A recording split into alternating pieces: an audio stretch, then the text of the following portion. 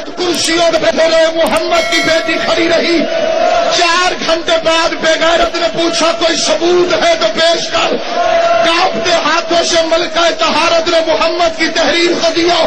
میں جناب زہرا کی قسم کھاتا ہوں جو پردے کے اندر بیٹھی ہے, مجھے اس بی بی کی قسم جو دائیں ہاتھ سے تسبیح نہیں پڑھ سکتی تھی, میرے سر پہ قرآن ہے, میں روایت غلط پڑھوں, غازی عباس مجھے منبر پہ اسی وقت سزا دے, میں فکرہ صحیح پڑھوں, پھر ماتم جانے اور تو جان, مجھے جناب زہرا کی قسم سب سے چھوٹا ذاکر ہوں لیکن قرآن سر پہ رکھ کے کہتا ہوں.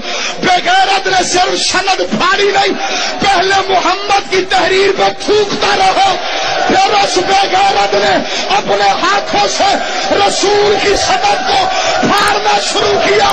زہرا کی نظریں قبر محمد پہ پڑی, رو کے کہہ دیا